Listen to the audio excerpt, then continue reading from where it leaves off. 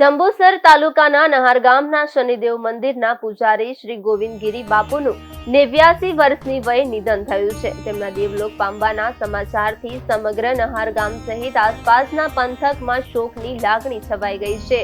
પૂજ્ય બાપુ છેલ્લા 25 વર્ષથી નહાર ગામમાં નિસ્વાર્થ ભાવે ભક્તિ અને સેવામાં લીન હતા। તેમણે રૂપેશ્વર મહાદેવ અને શનિદેવ મંદિરની સેવામાં પોતાનું જીવન સમર્પિત કર્યું હતું। શ્રી ગોવિંદગીરી બાપુનો જન્મ 1 જાન્યુઆરી 1937ના રોજ થયો હતો। તેમણે 89 વર્ષ 1 માસ અને 10 દિવસનું આયુષ્ય ભોગવી શનિદેવના અનન્ય ભક્ત તરીકે ઓળખ ઊભી કરી હતી। તેમની સરળતા અને ભક્તિભાવને કારણે તેઓ ભાવિક ભક્તોમાં અત્યંત લોકપ્રિય હતા। આજ રોજ સવારે 11:30 કલાકે બાપુએ અંતિમ શ્વાસ લીધા હતા। ત્યારબાદ સાંજે 4 કલાકે નહાર ગામમાં તેમની અંતિમ યાત્રા કાઢવામાં આવી હતી। અંતિમ યાત્રામાં મોટી સંખ્યામાં શ્રદ્ધાળુઓ અને ગ્રામજનો જોડાયા હતા। ભાવિક ભક્તોએ બાપુના પાર્થિવ દેહ પર પુષ્પો અર્પણ કરી શ્રદ્ધાંજલિ આપી હતી। ગ્રામજનોએ જણાવ્યું કે બાપુના સ્વર્ગવાસથી ગામના આધ્યાત્મિક માર્ગદર્શકે વિદાય લીધી છે। 3 तारीख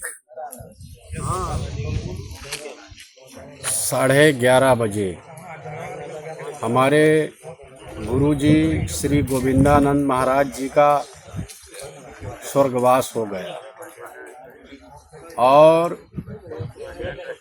उनकी जन्म तारीख 1/1/37 और वो यहाँ 25 साल से रह रहे हैं और जो भी यहाँ हुआ उनके ही देन है कि जो भी यहाँ अच्छा हुआ वो सब उनकी देन है। ગોવિંદ ચેતન શ્રી સ્વર્ગવાસ થયો છે એ બ્રહ્મલીન થયા છે। અહીંયા ઓછામાં ઓછા હમણાં 27 થી 28 વર્ષ અહીંયા પોતે રહ્યા છે। અહીંયા આવીને એમણે વિકાસ ઘણો કર્યો છે। એ ઓછામાં ઓછા 1937માં એમની જન્મ તારીખ હોવાથી 90 વર્ષની લમસમ એમનું આયુષ્ય છે।